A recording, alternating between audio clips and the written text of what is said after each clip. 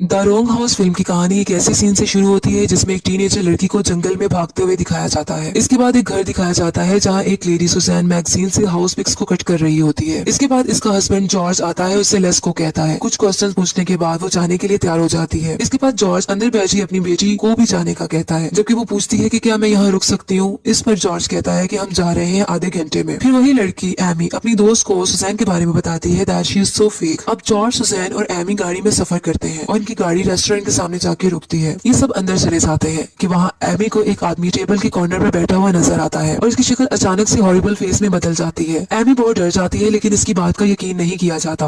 Amy गाड़ी में कहती है कि मैं घर जाना चाहती हूँ, लेकिन जॉर्ज, इसका फादर, कहता है कि पहले हम घर देखने जाएंगे और फिर दोबारा हम घर वापस आ जाएंगे। फिर वो लंबा सफर करने के बाद इस घर तक पहुँचते हैं जहाँ फॉर सेल लिखा होता है और साथ ही में उसी के ऑनर की तस्वीर बनी होती है। जैसे ही एमी उस आदमी की तस्वीर देखती है तो वो बताती है कि ये वही आदमी है जिसको इसने रेस्टोरेंट में देखा था, लेकिन इसकी बातों को इग्नोर किया जाता है। कुछ देर में उस घर में पहुंच जाते हैं और वहाँ कोई भी नहीं होता। वहाँ एक स्पीकर होता है जिसमें से वेलकम की आवाज आती है और ये भी स्टेटमेंट बोली जाती है कि आप फ्रीली इधर उधर जाकर घर देख सकते हैं, और कहा जाता है कि स्पीकर के बटन को प्रेस करके वो इस अजीम जगह के बारे में जान और सुन सकते हैं। कुछ देर में वहाँ एक जीप आती है जिसमें एक दूसरी फैमिली होती है जो कि पहले ही इस घर को देखकर जा चुकी होती है। दोनों फैमिलीज का इंट्रोडक्शन होता है। इसके बाद जॉर्ज की फैमिली गाड़ी में बैठकर चली जाती है जंगल की तरफ। जैसे इनकी गाड़ी जा रही होती है कि इनके सामने एक लड़की आती है और जमीन पर गिरकर जख्मी हो जाती है। ये सब उतरकर उसको देखते हैं और पूछते हैं कि क्या वो ठीक है। इसके मुंह से खून बह रहा होता है और मुंह से अजीबोगरीब आवाजें निकालती है और बहुत ही मिस्टीरियस वे से अपने हाथ से एमी के चेहरे को भी टच करती है। इमीडिएटली सेकंड फैमिली की भी जीप पीछे से आ जाती है और इन सबको अपनी गाड़ी में बिठाकर ले जाते हैं। सब दोबारा इस घर के सामने चले जाते हैं जहाँ फॉर सेल लिखा होता है।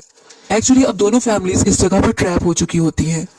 अब वो गाड़ी से यहाँ से निकलने की कोशिश करते हैं लेकिन गाड़ी इस घर के सामने आकर रुक जाती है। तो दूसरी फैमिली का हेड अंदर जाने का कहता है और अंदर जाकर स्टे करने का बोलता है, जबकि उसकी वाइफ कहती है कि ये बहुत बैड आइडिया है। एमी बताती है कि ये स्ट्रेंज लड़की अंदर नहीं जाना चाहती। एमी का फादर जॉर्ज कहता है कि तुम्हें डरने की जरूरत नहीं, हम यहाँ इकट्ठे होंगे। कुछ देर में वो इस घर में चले जाते हैं और अंदर बहुत ही डार्कनेस होती है। इस स्ट्रेंज लड़की को अपस्टेयर्स में विंडो पर एक आदमी नजर आता है जो कि एक बच्चे का मुंह छुपाए हुए होता है। उसने उस बच्चे के मुंह पर हाथ रखा होता है। उसके पास सुजैन बताती है कि स्ट्रेंज लड़की को फीवर हो गया है। अगली सुबह स्पीकर से आवाज आती है वेलकम की और सेम स्टेटमेंट को रिपीट किया जाता है। इस पर सबकी आंख खुल जाती है और वो देखते हैं कि वो स्ट्रेंज लड़की गायब होती है। फिर वो विंडो से बाहर एक आदमी को देखते हैं जो अपने डॉग के साथ होता है। दूसरी फैमिली का हेड सबको लेकर बाहर जाता है लेकिन वो गायब हो जाता है। कुछ देर में वो अंदर आते हैं तो स्ट्रेंज लड़की मिल जाती है। इस सीन में ये जाहिर होता है कि इस स्ट्रेंज लड़की की जुबान कटी हुई है। एक महीना गुजर जाता है। सेकंड फैमिली की लेडी सफाई कर रही होती है कि इसे विंडो के बाहर एक बच्ची नजर आती है जो कि हकीकत में इसकी अपनी मरी हुई बेटी होती है। इसके अलावा ये भी दिखाया जाता है कि जो इनका बेटा, सेकंड फैमिली का जो बेटा होता है, वो बैसाखियों की मदद से चलता है। वो अब उसकी रिकवरी हो रही होती है। सेकंड फैमिली के बेटे का नाम जैसन होता है। वो एमी के साथ घर से बाहर जाता है, जबकि जाने से पहले जैसन का बाप इसको रिवॉल्वर दे देता है ताकि वो अपनी प्रोटेक्शन कर सके। जैसन एमी के साथ होता है कि एमी को विंडो में से एक छोटा बच्चा नजर आता है। वो जल्दी से घर की तरफ भाग जाती है और अपने फादर को आकर बताती है कि मैंने एक बच्चे को देखा है। एमी के पेरेंट्स कुछ नोट्स और चीजें लेकर बैठे होते हैं और वहाँ एक पिक भी पड़ी होती है जहाँ उस बच्चे की तस्वीर होती है। तो एमी इसको पहचान लेती है और बताती है कि ये वही बच्चा है और सब अपस्टेयर्स की तरफ तेजी से जाते हैं लेकिन इस जगह कोई नहीं होता। जबकि डाउनस्टेयर्स में दूसरी फैमिली की लेडी एक बॉक्स ओपन करती है और इसमें से बहुत सी पजल्स निकाल लेती है और इनको टेबल पर रख देती है। इसके बाद वो इन्हें सॉल्व करने का सोच रही होती है कि इसे पीछे से मम्मी की आवाज आती है। जब वो टर्न होकर देखती है तो इसकी छोटी बेटी, जिसको इसने विंडो से बाहर देखा था, वो इसके पीछे खड़ी होती है। वो औरत अपनी बेटी को गले लगा लेती है और इसकी पिन वगैरह सेट करती है। वो बच्ची कहती है कि मैं यहाँ नहीं रुक सकती और अपनी माँ के कान में विस्पर करती है। वो स्ट्रेंज लड़की सोफे पर लेटी सब देख रही होती है कि वो लेडी के पास कोई नहीं होता। वो एक्शन से किसी से गिले मिलने का कर रही होती है। अगले सीन में जंगल का व्यू दिखाया जाता है। इसके बाद डिनर टाइम होता है जिसमें से सुजैन कहती है कि मुझे पता है कि तुम कुछ जानती हो, लेकिन इस पर वो लेडी कहती है कि मैं कुछ नहीं जानती और मैं फॉल्ट पर नहीं हूँ। सुजैन उससे रूडली बात करती है जिससे वो बाहर चली जाती है। जैसे ही सेकंड फैमिली की लेडी बाहर जाती है तो वहाँ उसको अपनी बेटी दोबारा नजर आती है जो कि इसके कान में दोबारा विस्पर करती है। नेक्स्ट सीन में सुजैन को ख्वाब आता है जिसमें इसका हस्बैंड जॉर्ज को देखती है और वो बहुत वायलेंट होता है। इसके बाद वो सामने वाली कुर्सी पर वही आदमी रॉन को बैठा हुआ देखती है कि अचानक से सुजैन की आंख खुल जाती है और वो अपने हस्बैंड जॉर्ज से डर जाती है और कहती है कि तुम ऐसा नहीं कर सकते। डाउनस्टेयर्स पर बैठी एमी पजल्स को जोड़ने की कोशिश कर रही होती है और फिर दूसरी फैमिली हेड आ जाता है और उसके पास खड़ी स्ट्रेंज लड़की से बहुत सारे क्वेश्चंस करता है। उसके बाद थोड़ा हाइपर हो जाता है। एमी का बाप इसे यकीन दिलाता है कि अंदर कुछ नहीं है, सब कुछ ठीक हो जाएगा और मैं तुम्हारे साथ कुछ नहीं होने दूंगी। अगले सीन में जंगल में एमी, सुजैन, जॉर्ज पहुंच जाते हैं और जैसन का बाप इनको पिस्टल दिखाता है और कहता है कि तुम एक एक करके निकलने की प्लानिंग कर रहे हो। एमी का फादर जॉर्ज बताता है of course not, next morning Amy अपना फेस वॉश कर रही होती है कि इसकी मदर इसको पीछे मिरर में दिखाई देती है, जबकि इसका गला कटा हुआ होता है। दूसरी तरफ सुजैन एक छोटी नाइफ लेकर उधर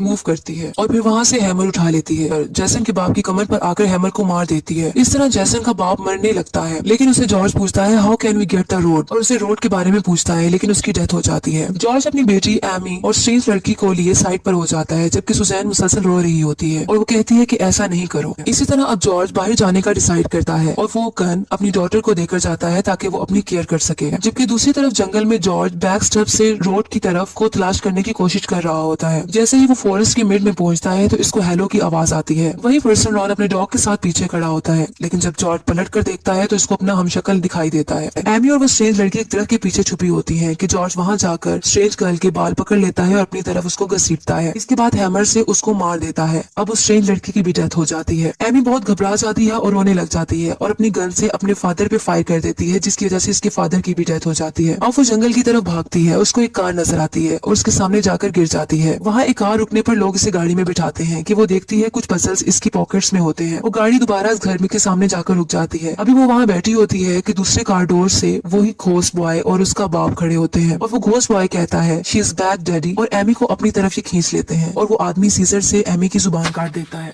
ये कम्प्लेक्स मूवी है जो बहुत से क्वेश्चंस छोड़ती है। राइटर इस मूवी की एक्सप्लेनेशन पर कहता है कि बेसिकली ये सब मर्डर घोस्ट बॉय और घोस्ट मैन कर रहे होते हैं, ह्यूमन बॉडीज को पोज करके उनके दिमाग को साइकोलॉजिकल टॉर्चर करते हुए। और आखिर में ये पता चलता है कि ये वही पुराना साइकिल है जो दोबारा से शुरू हो जाता है। जैसा कि हमें पता चलता है कि एमी की जुबान कट गई है और वो स्ट्रेंज गर्ल मानी जाती है। इसी फैमिली के लिए जो इस घर में जो फॉर सेल है देखने आएंगे। इसी तरह एमी इसी फैमिली की कार से टकरा जाएगी और वो फैमिली स्ट्रेंज गर्ल को स्ट्रेंज हाउस में ले जाएंगे और खुद भी ट्रैप हो जाएंगे और इन सब का मर्डर हो जाएगा। इसी तरह की कहानी चलती रहेगी।